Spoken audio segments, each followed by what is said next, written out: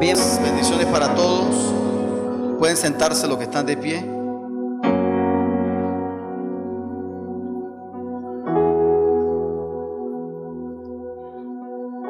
Y le damos gracias a Dios el permitirnos esta mañana preciosa reunirnos en su casa para agradecerle el regalo de la vida y agradecerle este año que recién comienza. Quiero invitarles a ir conmigo a las Escrituras en el primer libro de Corintios, primera carta de Pablo a los Corintios.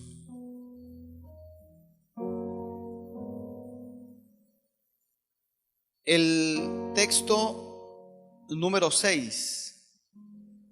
Primera de Corintios, capítulo número 2, verso número 6.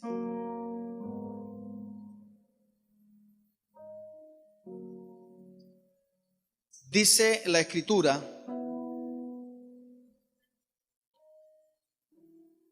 sin embargo, hablamos sabiduría entre aquellos que han alcanzado madurez. Y sabiduría no de este siglo. Allí la expresión siglo no tiene que ver con 100 años, tiene que ver con un sistema. Y no sabiduría de este sistema, ni de los príncipes de este sistema que perecen. Hablamos sabiduría de Dios en misterio, una sabiduría oculta, la cual Dios predestinó desde antes de los siglos para nuestra gloria. Verso número 9. Antes bien, como está escrito, cosas que ojo no vio, ni oído oyó, ni han subido en corazón de hombre, son las que Dios ha preparado para aquellos que le aman. ¿Cuántos aman al Señor? Y Dios nos las reveló a nosotros por el Espíritu, pues el Espíritu todo lo escudriña, aún las profundidades de Dios. Finalmente el verso número 14.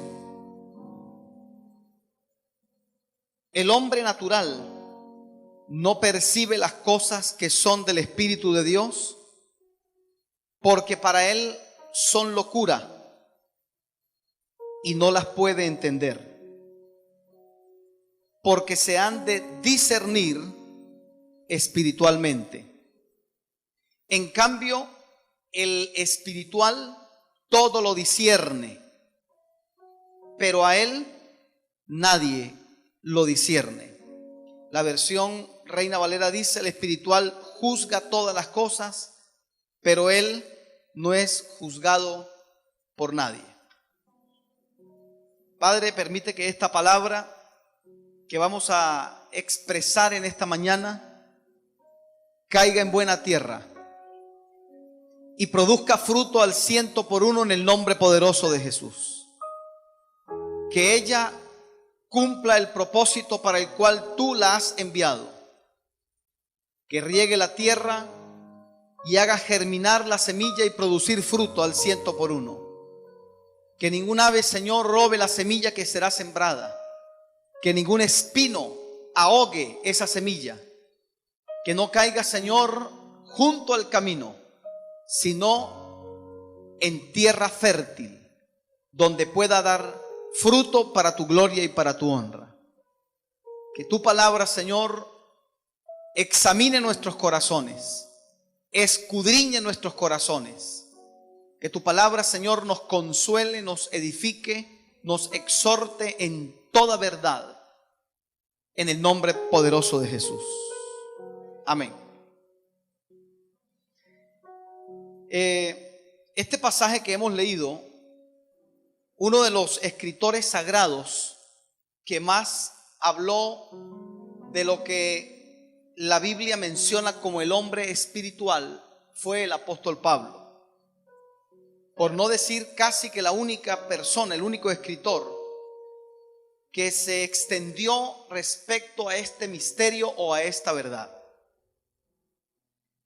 Para entender el concepto del hombre espiritual, hay un contraste que nos permite desde la sombra entender la figura o desde el negativo entender el positivo, por decirlo de alguna manera. Es decir, para entender el concepto de una persona espiritual o de un creyente espiritual, hay que establecer cuáles son los tipos de creyentes que la Biblia menciona. Antes de nosotros llegar a los caminos del Señor, según la misma Biblia lo dice, estábamos muertos en delitos y pecados, ajenos al reino, ajenos a la vida de Dios, sin nación, sin ciudadanía, sin salvación. Venido a los pies del Señor, Él nos dio vida juntamente con Cristo. Por eso se habla de nacer de nuevo. Nacemos otra vez, pero en una dimensión que no es la natural, sino la del reino del Señor. Toda persona que está ajena al reino de Dios, la Biblia lo menciona como un hombre terrenal, como un hombre de una mente carnal, y lo pone en un plano que es duro, pero es así como lo menciona la palabra.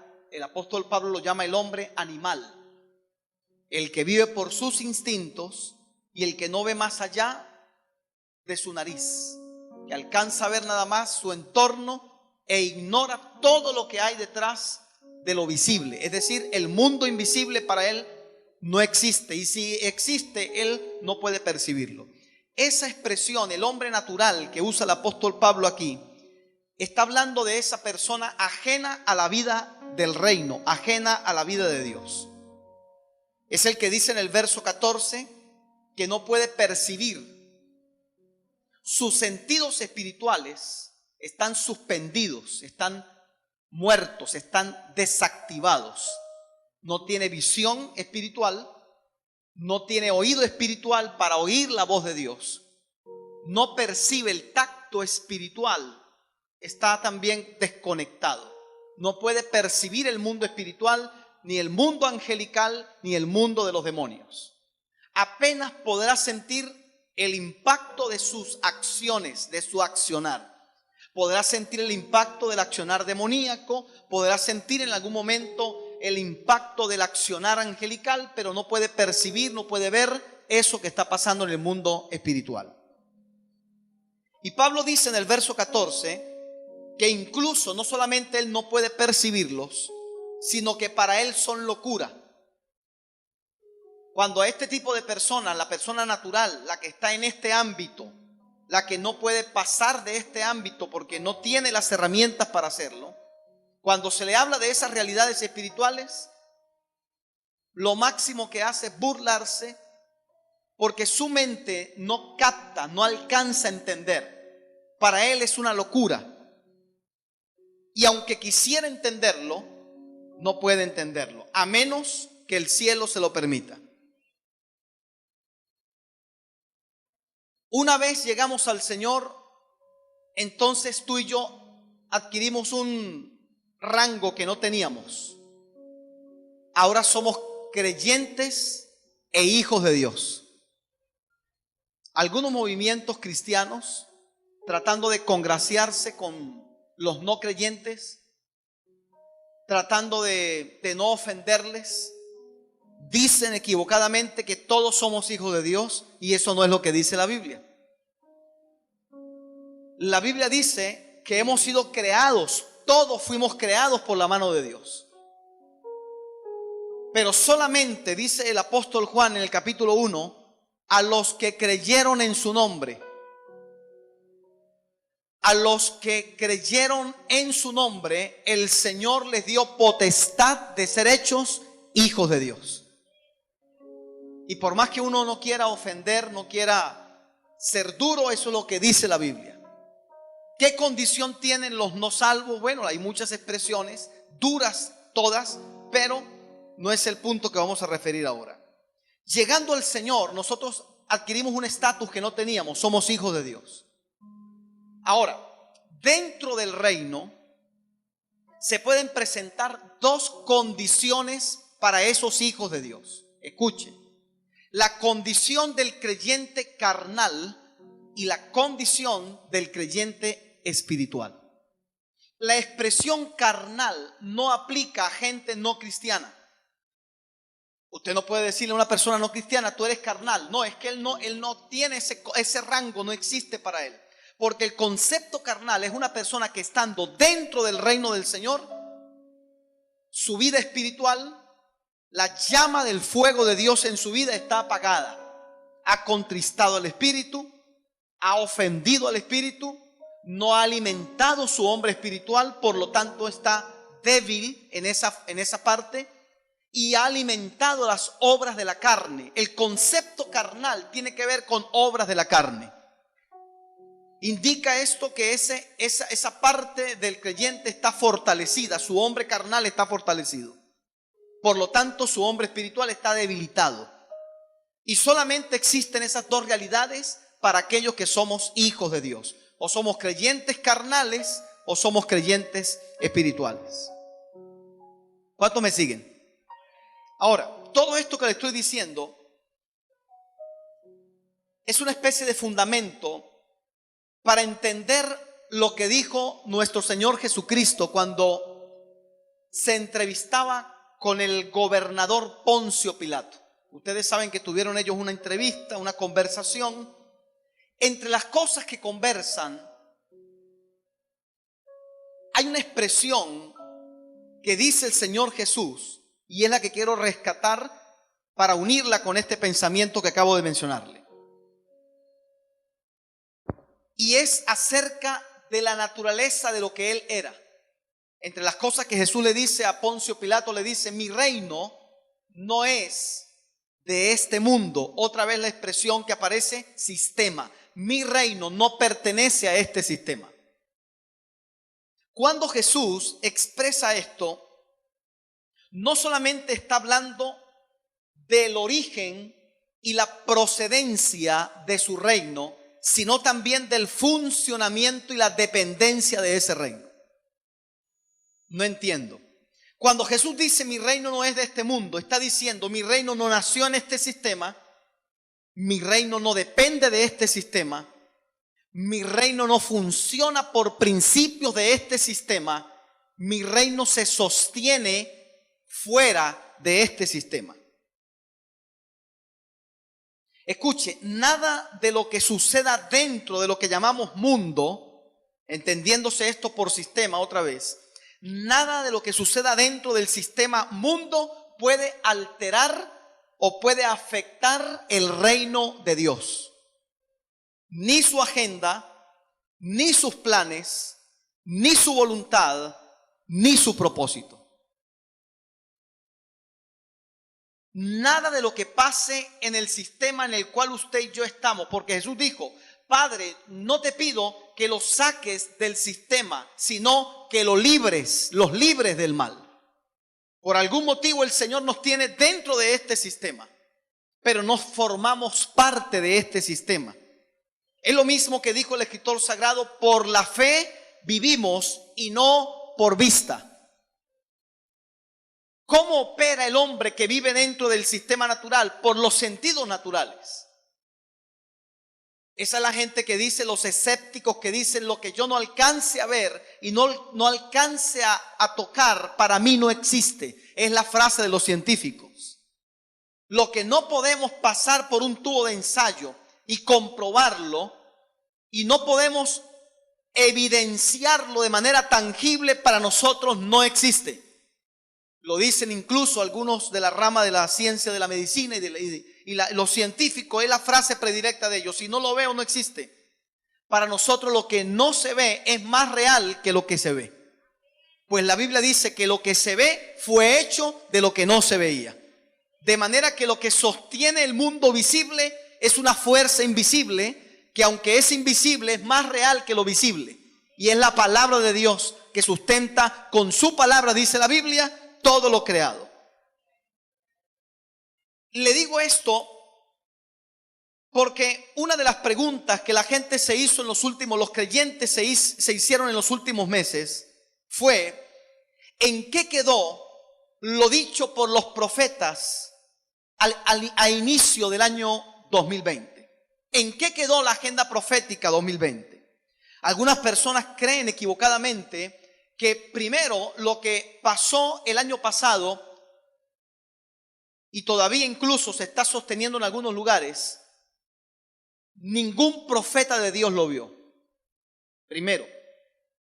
Y en segundo lugar, creen equivocadamente que si Dios había establecido una agenda para el año pasado, esa agenda quedó suspendida, esa agenda quedó bloqueada por las cosas, por los acontecimientos. Resulta, volviendo a tomar esta frase, que Jesús dijo que su reino no es de este sistema. Nada de lo que pasa en este sistema afecta a la agenda de Dios. Si bien la agenda de todos, casi sin excepción, se vio interrumpida drásticamente y sorpresivamente, la agenda de Dios sigue en pie. ¿Alguien lo cree? Y usted y yo pertenecemos al reino del Señor, no al sistema. Por lo tanto, nuestro origen, nuestra naturaleza, nuestra dependencia, nuestro funcionamiento y las leyes que operan sobre los hijos de Dios están también fuera de este sistema. Usted y yo caminamos bajo leyes que no son las leyes naturales, son las leyes del reino de Dios.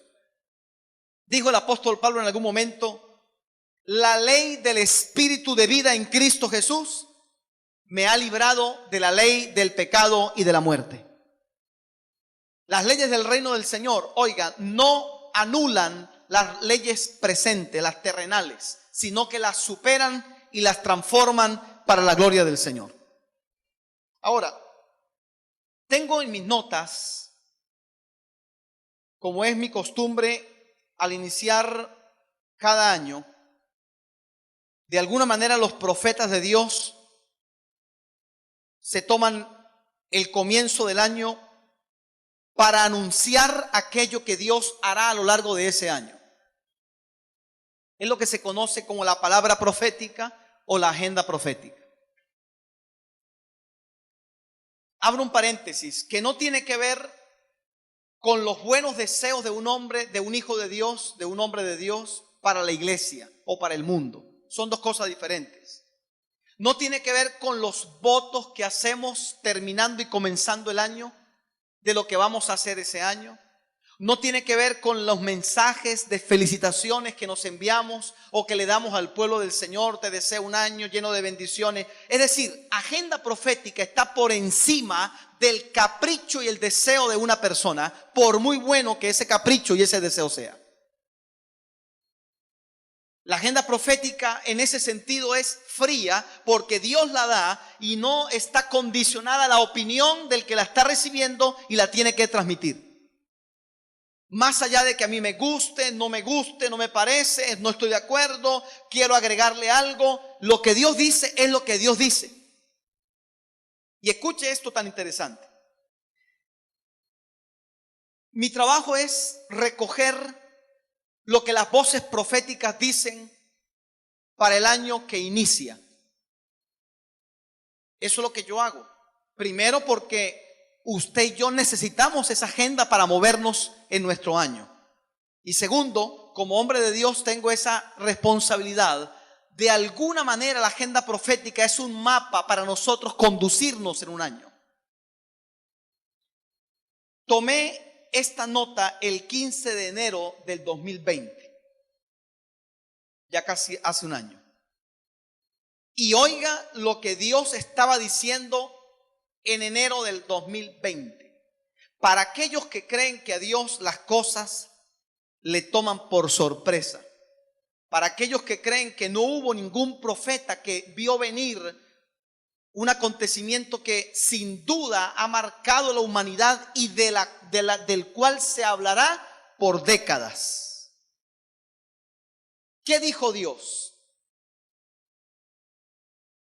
En el calendario hebreo, o según el calendario hebreo, desde la creación del hombre hasta nuestros días, han pasado 5.780 años. Con 5.781. Debo decirle con responsabilidad que lo profético de Dios no se mueve por calendario gregoriano. Es decir, el 2020, el número 2020 o el número 2021, para efecto de lo profético de Dios es irrelevante. Usted sabe que hay gente que siempre cuadra las cosas, cuadra los números. El año pasado decían, bueno, 2020, visión 2020. O sea, tiene mucha lógica, pero en el mundo espiritual, lo profético 2020 no existe. El número no existe.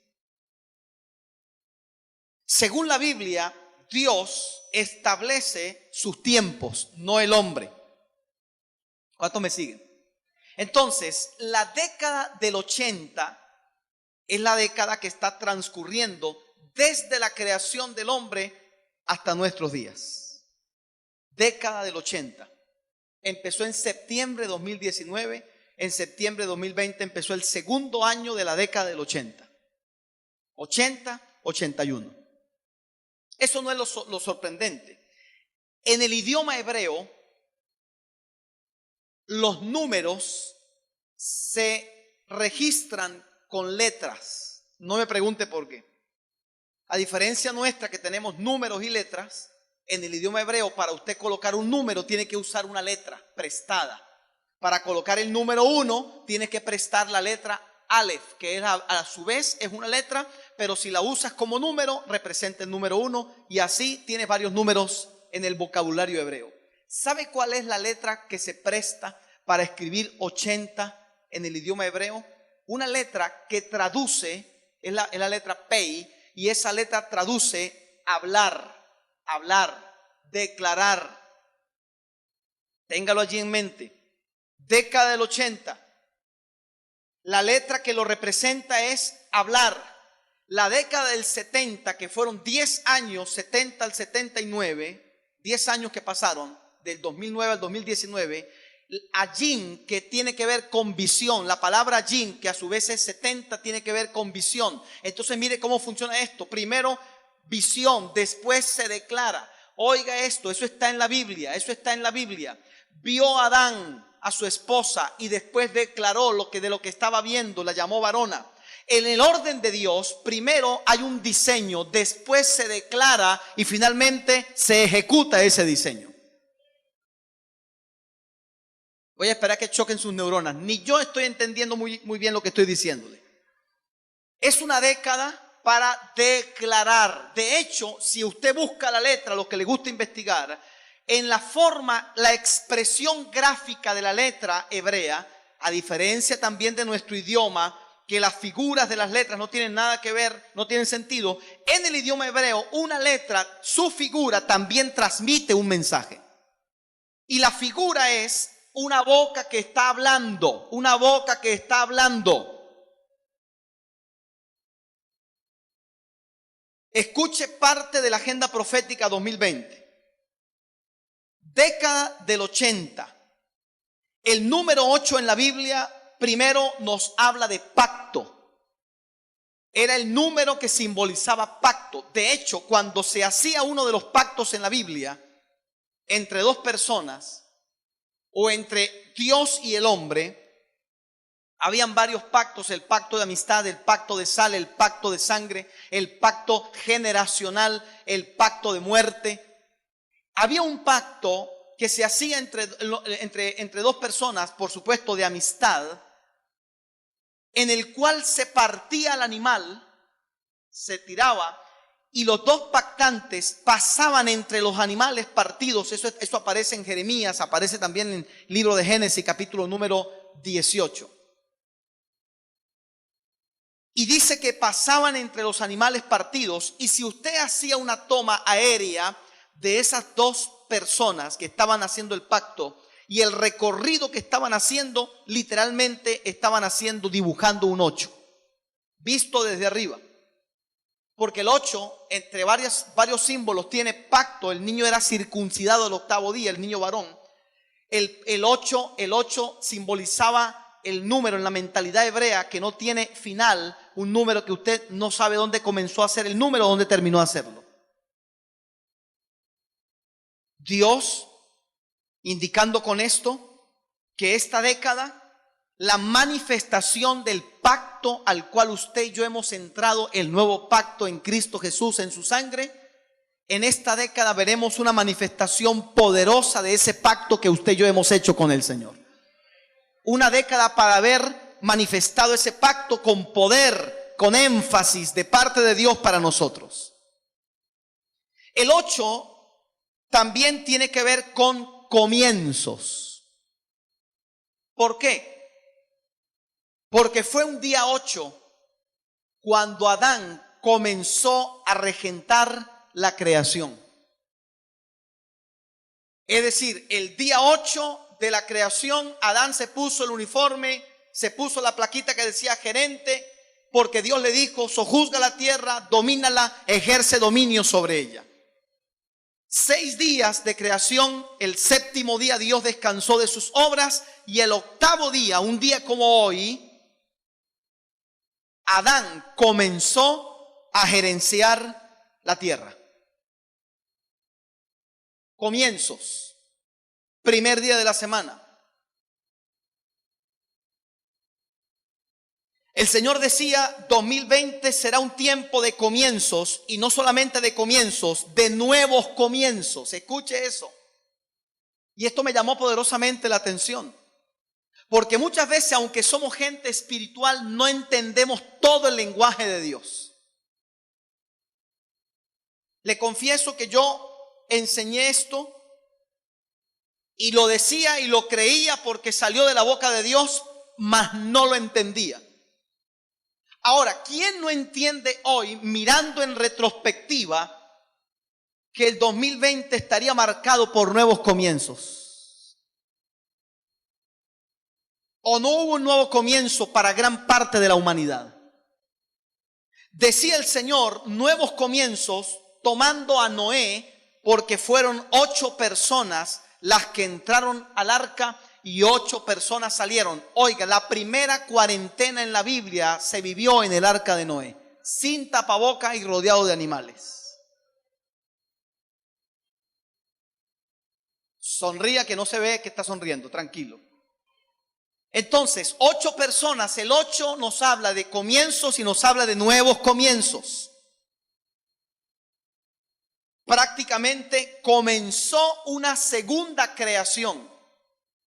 Adán, Eva, primera creación, Noé, sus hijos y las nueras, las esposas de ellos, comenzaron otra vez a repoblar la tierra. También hablaba el Señor de nuevos intentos y nuevas oportunidades. Comienzos, nuevos intentos, nuevas oportunidades. Hablaba de Moisés, hablaba de David, hablaba del apóstol Pedro, etc. Pero quiero solamente sacar esto. ¿Acaso Dios no nos estaba anunciando, comenzando el año 2020, que vendría un tiempo de nuevos comienzos? Y no estaba hablando del comienzo del año, estaba hablando de que habría un ciclo que se iba a cerrar para volver a abrirse otra vez, nuevas oportunidades y nuevos intentos. Ahora le voy a explicar una de los grandes desafíos de los creyentes. Oiga lo que dijo un hombre de Dios: no es sencillo creer y mantener una perspectiva, una confesión y una visión del reino mientras vivimos en otra dimensión inferior y opuesta al reino. No es fácil, no es sencillo. Usted y yo pertenecemos al reino del Señor, pero estamos aquí y ahora. en una limitante física. Somos seres espirituales dentro de una realidad terrenal y mortal. Y muchas veces la realidad terrenal nos gana. Es decir, lo que vemos, lo que percibimos con los sentidos naturales nos gana. Muchas veces nos gana. Quiero repetir el principio. No es sencillo creer, mantener una perspectiva y una confesión y una visión del reino de Dios mientras se vive en otra dimensión inferior y opuesta al reino de Dios. La lucha de Jesús con sus discípulos pasó por esto. Él caminaba, hablaba, veía y se movía en la dimensión del reino de su Padre Celestial. De hecho, él dijo: no he dicho nada y no he hecho nada que Dios no haya dicho y no haya hecho. Lo que mi Padre hace, yo lo hago. Lo que mi Padre dice, yo lo digo. Eso es vivir con la agenda de Dios. Pero la lucha de Jesús no estaba por él, sino por los que lo rodeaban, que hablaban, veían y se movían y creían, bloqueados por esta realidad terrenal. Es la lucha de todos los días. Es lo mismo que dijo el apóstol Pablo. Esta realidad espiritual solo la entiende una persona espiritual.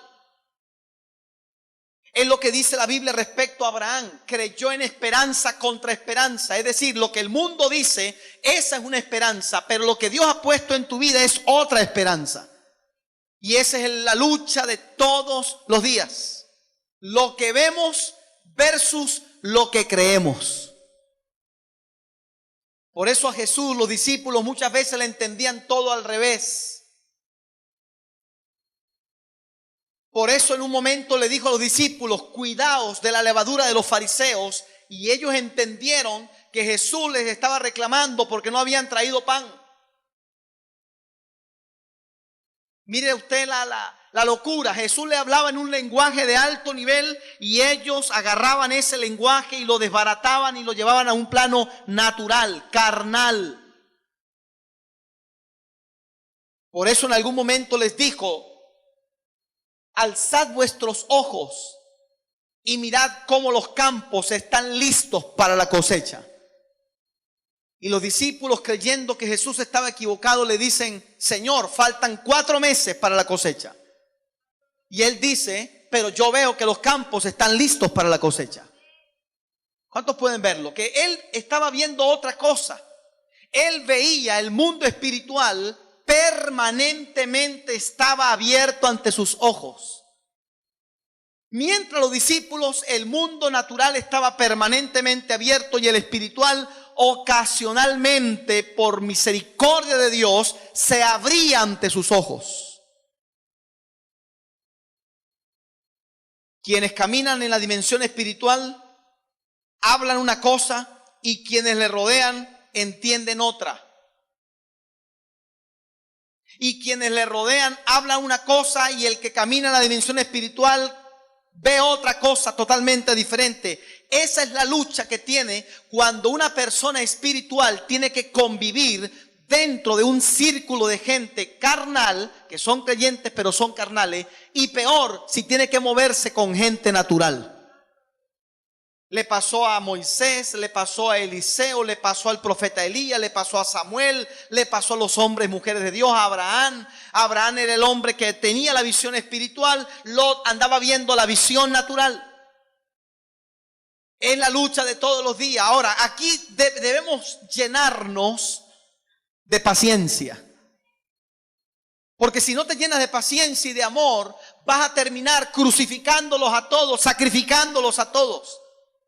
Jesús le dijo en algún momento a ellos: ¿hasta cuándo los voy a soportar? Imagínense, lo dijo Jesús. El apóstol Pablo, cuando recibe la visión, dice: solamente yo vi la visión, más nadie la vio. Pablo veía cosas, Pablo oía cosas de Dios que nadie veía, nadie entendía. Número 1, tienes que tener paciencia. 2, debes tener amor. 3, tenles amor, tenles paciencia, pero haz lo que Dios te dice que tienes que hacer. ¿Cuántos dicen amén? Porque el amor y la paciencia no tienen que ver con ceder lo que Dios te ha dicho a ti.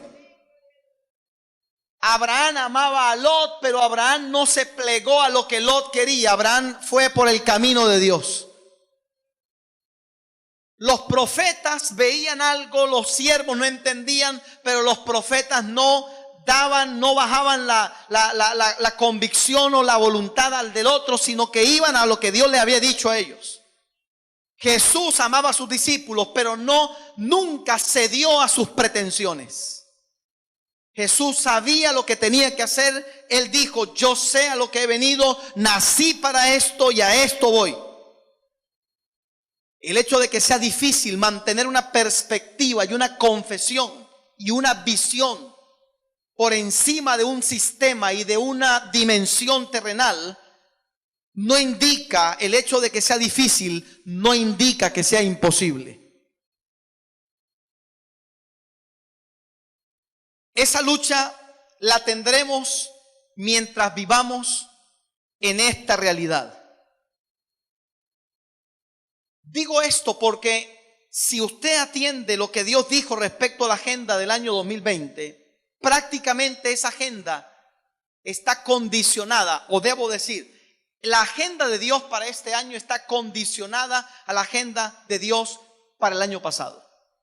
Porque los nuevos comienzos apenas estamos iniciando. Es decir, Dios, el Dios que te sostuvo. ¿Cuántos vieron la mano de Dios protectora, su provisión, su guarda en el año pasado? El Dios que te guardó el año pasado te va a seguir guardando este año y los años que vienen por delante. Dios no tiene ningún problema. Sus recursos no tienen agotamiento. No están escasos en el reino. Ahora, prácticamente la agenda 2021 está conectada con la agenda del año pasado. Entre las cosas que Dios ha dicho, le decía, la década del 80 tiene que ver con hablar. Muchos hombres de Dios dicen que será una década para el ministerio evangelístico. No solamente los evangelistas, sino todos los ministerios enfocados en lo evangelístico. Y mire cómo tiene esto sentido. Es un año donde lo profético, lo escatológico ha cobrado un interés, una sensibilidad fuera de lo común.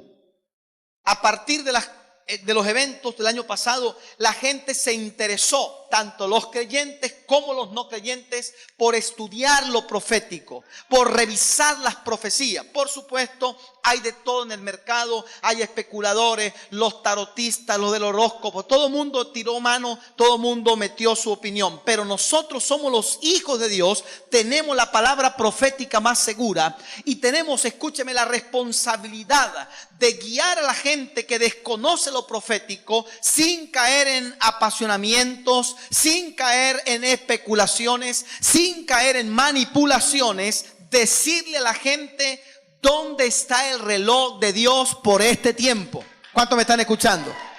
Porque hay un interés, hay una sensibilidad y hay una búsqueda de las cosas espirituales como nunca antes. Si algo esta generación aprendió, esta generación en la que hemos coincidido todos los que estamos aquí, si algo entendió esta generación, tanto de creyentes como no creyentes, es que el mundo no estaba tan seguro como creía estar.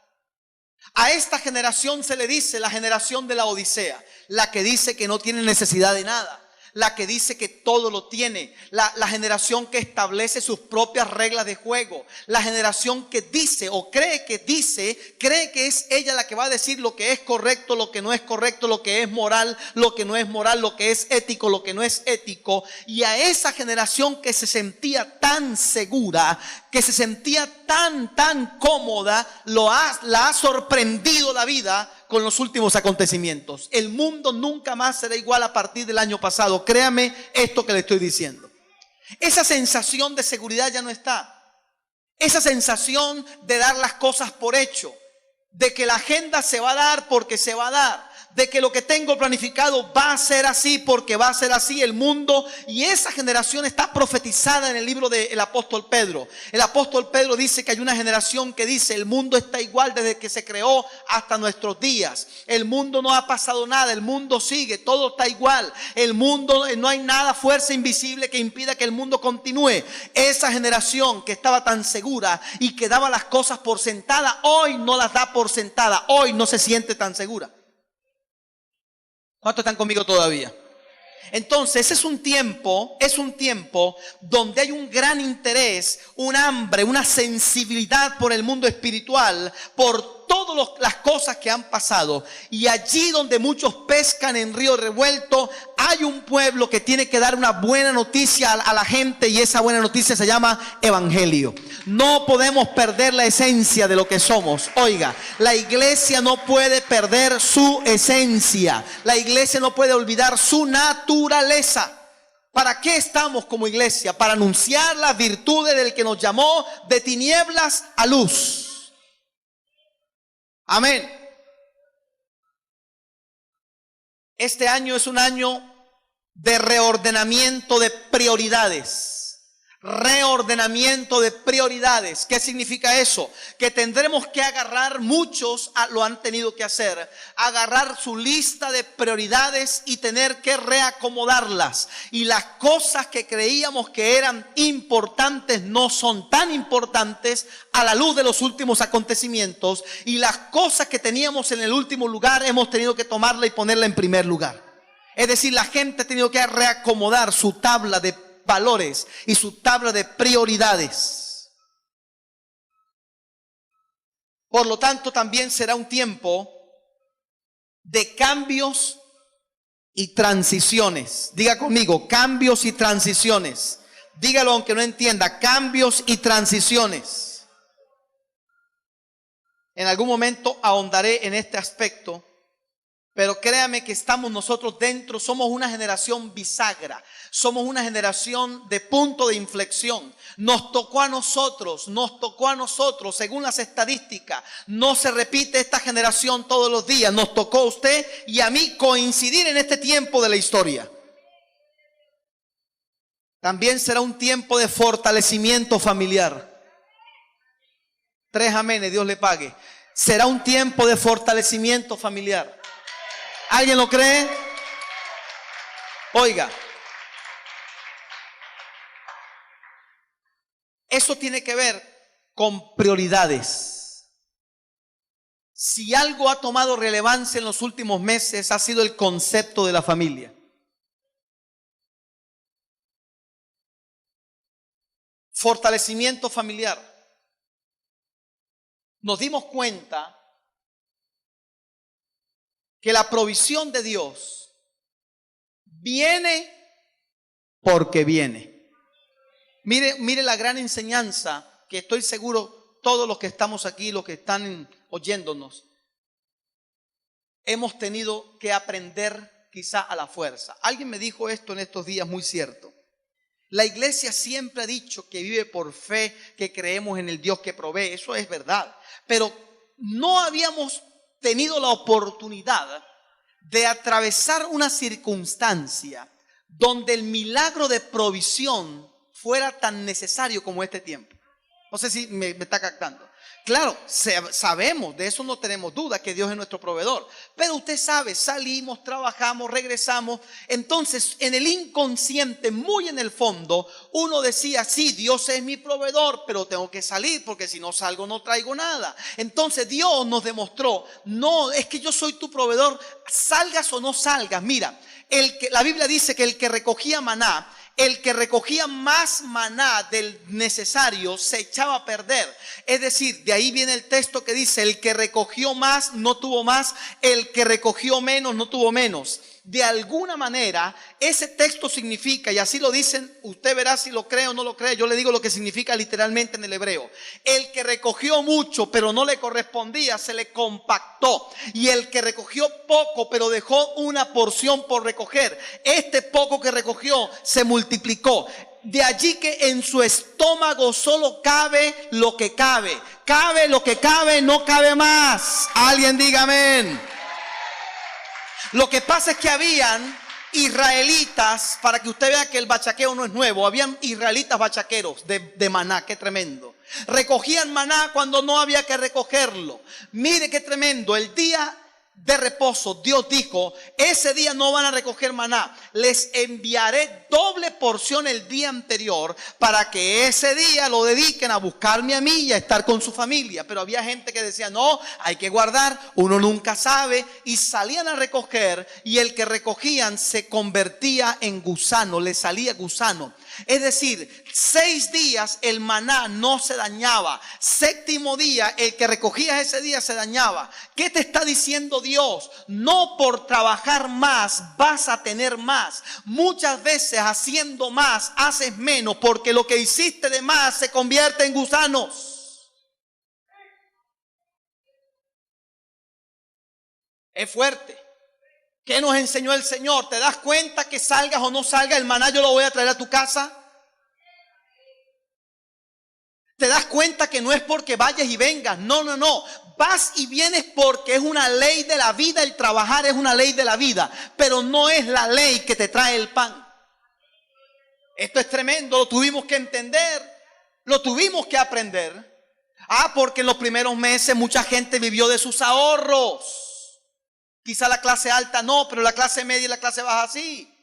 Entonces el tiempo pasa y los ahorros se acabaron y uno dice, ahora no son los ahorros ni es el trabajo. Dios dijo, ahora es que vengo yo a mostrarte que soy yo. Cuando Dios te dice que Él es tu proveedor, es que es tu proveedor. Y aunque salgas y vuelvas o no puedas salir y volver porque no te dejan trabajar, etcétera, Dios dice, yo me comprometí con sustentarte, con sostenerte. A ti y a los tuyos te estoy sustentando. Yo te estoy sustentando. Oiga, esto es tremendo. Lo más parecido a lo que el mundo ha vivido, o casi más de la mitad del mundo vivió el año pasado, lo encontramos en el año de jubileo. Hay 2 momentos en la historia bíblica que se parecen a la cuarentena que el mundo atravesó. La primera, el arca de Noé. 8 personas recluidas en el arca por un largo tiempo. La segunda vez que se parece mucho esto a lo que el mundo vivió es el año de jubileo. Le explico. Cada 6 años Israel daba el 7º año libre la tierra, libre la esclavitud, libre el trabajo, y la gente vivía. Ese año era para que la tierra descansara. Escuche bien. La gente tenía que estar con su familia, volverse a su familia, dice la Biblia. Pero el año 6º, el Señor permitiría que la tierra produjera o las cosechas dieran el doble para el año 6º y el año 7º. Ahora, 7 ciclos después, hay algo que se conoce como el jubileo de jubileos. Es decir, los que saben matemática, los que no estudiaron matemática aquí se van a perder en esta parte. 7 jubileos son 49 años. ¿Correcto? 7 por 7, 49. El año 49 era el 7º jubileo, pero el año 50 era el jubileo mayor. Entonces, aquí está el secreto. En el año 48, Dios daba doble porción para el 49. Pero ya va, Señor, viene otro jubileo pegado con este. Ahora no es un año, ahora son 2. El 49 que es jubileo simple y el 50 que es jubileo de jubileos. ¿Sabe qué dice la Biblia? El año 48 les producirá a ustedes triple. Para el 48, para el 49 y para el 50. Y mientras que siembras en el 51, porque en el 50 no vas a sembrar, entonces la cosecha del 48 te va a alcanzar hasta el 51 para que cuando venga la cosecha del 52 todavía tengas para comer. Está diciendo el Señor, te das cuenta que no es porque trabajes la tierra, la trabajas, hay sustento. No la trabajas, hay sustento, porque Dios es el que ordena tu provisión venir a tu mesa. Óyeme, Dios le ordena a tu provisión venir a tu mesa. Dice la Biblia, le he ordenado a la bendición, le he ordenado, le he hablado a la bendición que venga a tu mesa. Ahora, si esto es así y prácticamente hemos tenido un año de jubileo a la fuerza, porque no fue de buena gana. Fíjese qué detalle, a Israel no le gustó mucho esa historia del año de jubileo. Israel como que decía, no, esto es una locura. Mire, hay que estar ahí metido en la película y ver cómo los varones de Israel, que eran la carga de trabajo en el pueblo hebreo, se asomaban por la ventana un año completo, ver la tierra lista para ser sembrada y decir, no puedo salir porque es año de jubileo.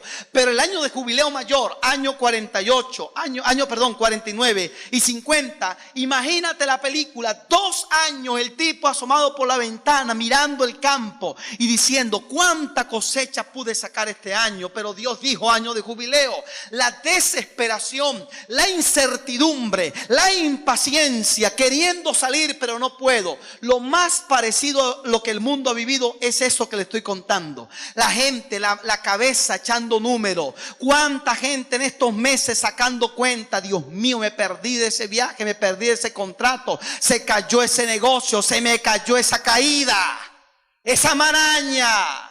Aló. Y Dios le está diciendo año de jubileo. ¿Para qué el año de jubileo? No es simplemente para que la gente descanse por descansar. Año para estar con la familia. Año para dedicarse a la familia. Alguien diga amén. Año para dedicarse a Dios, para buscar a Dios, para amar a Dios, para leer la palabra de Dios.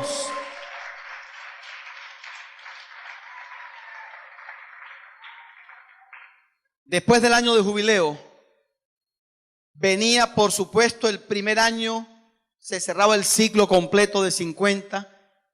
Se cree que una persona alcanzaba a ver o 1 o 2 jubileos mayores a lo máximo.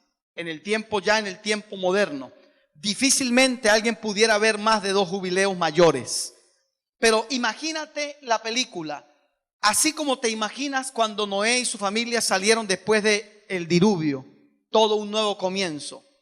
Ahora imagínate, la gente terminó el año de jubileo mayor, imagínate año 51, o sea, el ciclo comenzaba otra vez, primer año del nuevo ciclo. Imagínate en primer lugar la tierra. La tierra había descansado 2 años, casi 3. El 49, el 50 y en el 51 que apenas iban a sembrar, casi 3 años la tierra había descansado. Los comentaristas dicen, los que entienden un poco de la agricultura, la tierra estaba lista para recibir la semilla que recibiera y la productividad iba a ser mayor a niveles superiores a los años pasados. Oiga, muchas personas no respetaron el año de jubileo, según dice la Biblia. Lo curioso es que Dios le fue anotando a ellos, eso lo dice la Biblia, le fue anotando, de allí un pensamiento que hemos mencionado en este escenario muchas veces. Hay un ojo que está viendo, un oído está escuchando y una mano está escribiendo. Un año de jubileo no respetaron, anotado. Otro año de jubileo, van 2, anotado. Dice la Biblia, cuando Dios sacó a Israel de la Tierra Santa, Israel ha pasado por 2 grandes exilios. El de la caída de Jerusalén con Babilonia y la de Roma, en esta era después de Cristo. 2 grandes exilios. Óyeme, y las 2 veces, bueno, han tenido muchos exilios, pero los grandes exilios han sido esos. Dice la Biblia, cuando Dios los sacó al exilio babilónico, Dios les dijo estas palabras: por cada año que no respetaron, por cada día de descanso que no respetaron y por cada año de jubileo que no respetaron, yo se los anoté todo, les sumé. Y cuando usted saca la cuenta de los años que Israel no descansó ni dejó descansar la tierra y la llevas a los años de la cautividad babilónica, fue exactamente el mismo número de años que ellos no descansaron, que Dios dijo, o descansan o descansan. ¿Le suena familiar? La gente que dice que yo no puedo parar, es que yo no me puedo detener, es que si esta máquina no trabaja, ¿quién va a comer, a llevar comida a la casa? Dios te demostró que la máquina sí puede pararse, porque la máquina que no descansa es Dios. Esa máquina no tiene necesidad de descansar, su brazo no se cansa, su brazo sigue operando, es un brazo eterno. Y mucha gente tuvo que aprenderlo. y aprenderlo a la fuerza, aprenderlo de mala gana, pero lo tuvo que aprender. Es un tiempo de productividad, de fructificar a niveles de sobrenaturalidad. Año de nuevos ciclos. Año de nuevos ciclos. Este es un tiempo para comenzar nuevos proyectos. Y no simplemente porque es el comienzo de un año. No, este no es el comienzo de un año cualquiera. Usted sabe lo que estoy diciéndole. Es el comienzo de un comienzo de un comienzo.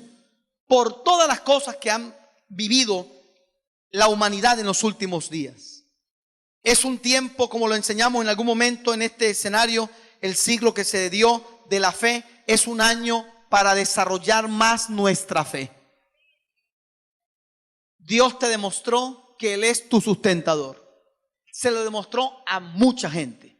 No digo a todos porque hay gente que no cree, hay gente que no tiene fe, hay gente que no aplica los principios del reino, lamentablemente no funciona así, pero a quienes hemos creído Dios nos honró, Dios nos sustentó y Dios está diciéndonos, y este año voy a seguir sustentándote, voy a seguir fortaleciéndote a lo largo de este año igual que el año pasado.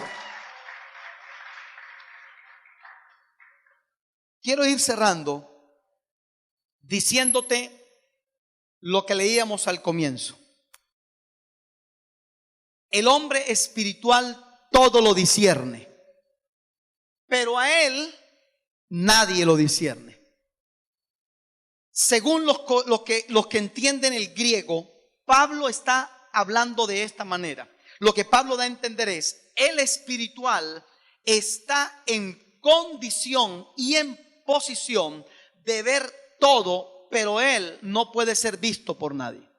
La idea es, para que tengas más o menos una imagen, imagínate en un lugar, mucha gente, arriba en una garita con vidrios ahumados, hay una persona que puede ver a todo el mundo, nadie lo ve a él porque ni siquiera saben que él está allí. Es lo que Pablo está diciendo.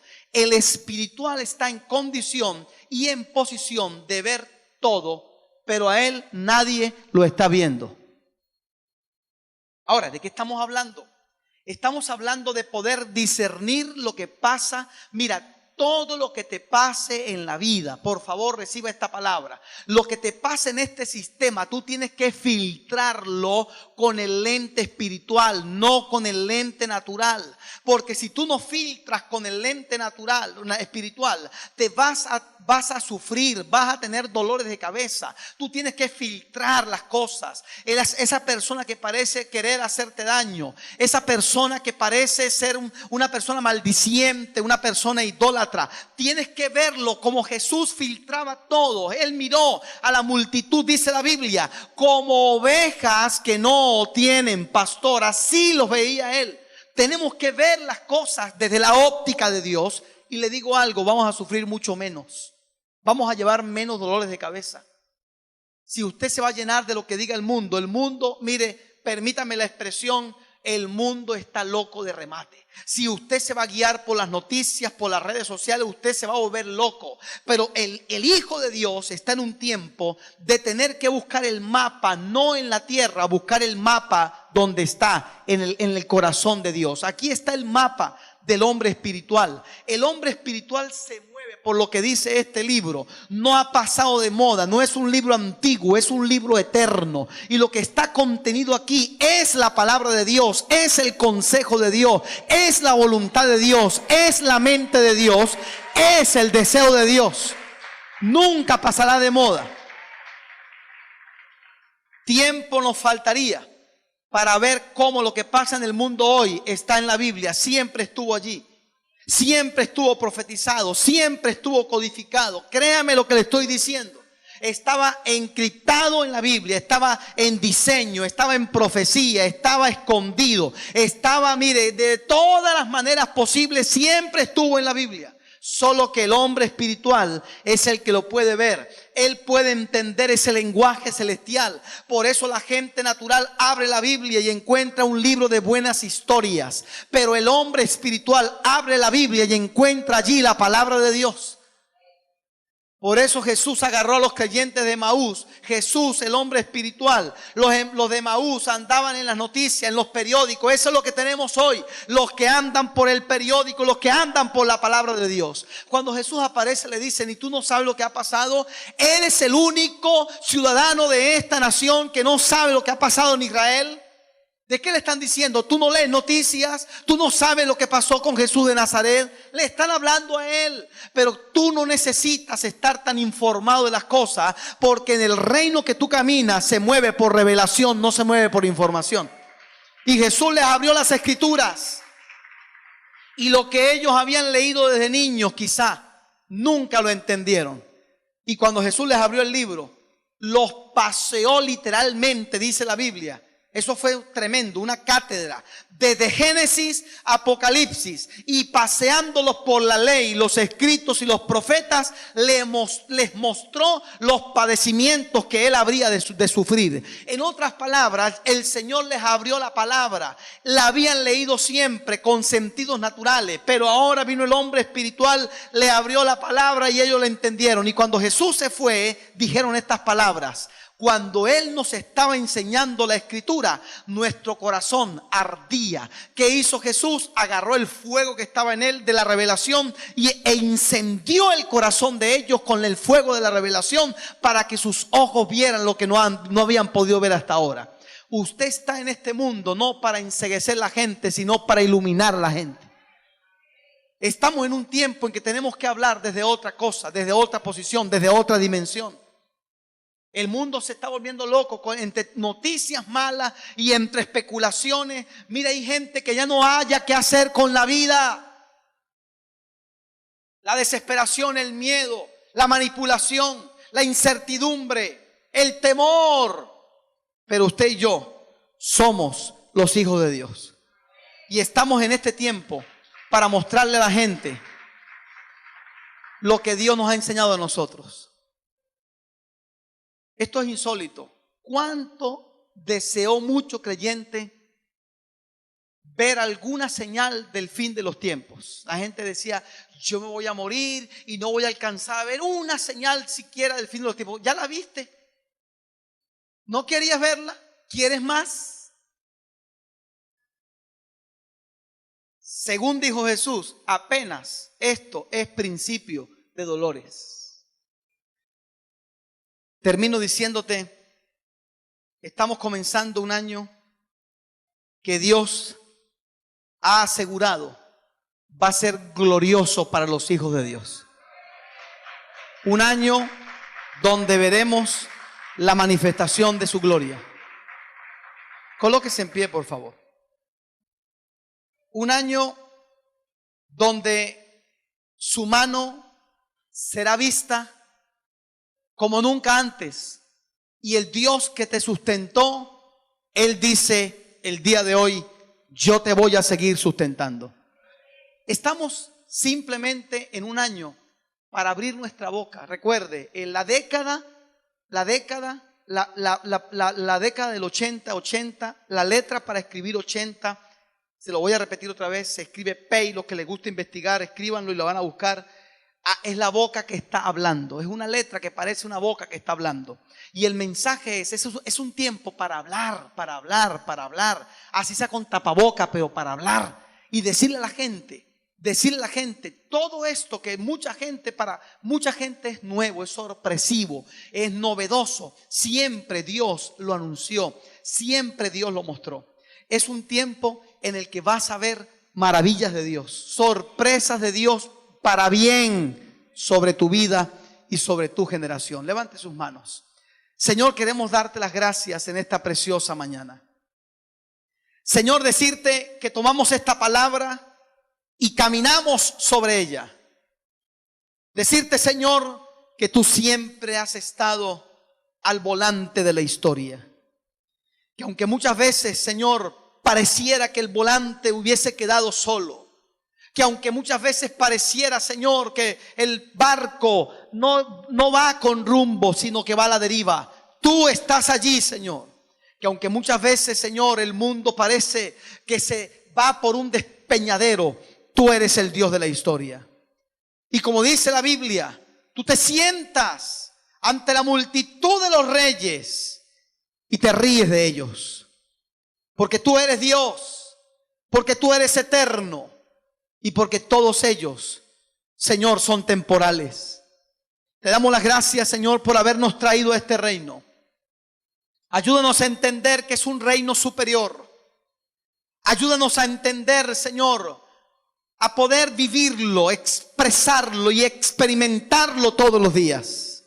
No es simplemente un decir, es un reino de sobrenaturalidad. Es un reino de posibilidades. Es un reino, Señor, donde lo que la gente no puede creer, nosotros lo estamos viendo. Ver, Señor, tu mano sosteniéndonos, tu mano llevándonos, tu vara y tu callado dándonos aliento, Señor, guardándonos, guiándonos, preparando una mesa en el valle de la muerte, de la sombra, llevándonos, haciendo, Señor, un banquete para tus hijos. Y creemos, Señor, que este año, como Israel, se abría a un año nuevo, un ciclo nuevo para comenzar otra vez, con fe, con confianza, con esmero y con dedicación. Estamos seguros, Señor, que saldremos para ver tu bendición. Tú nos has enseñado que eres tú el que nos provees.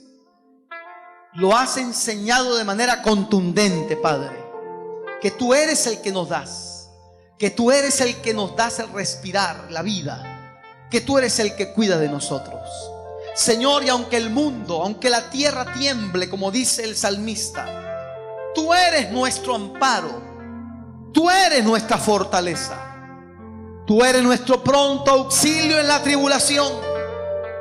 Aunque la tierra tiemble, nosotros seguiremos cantando, nosotros seguiremos adorando.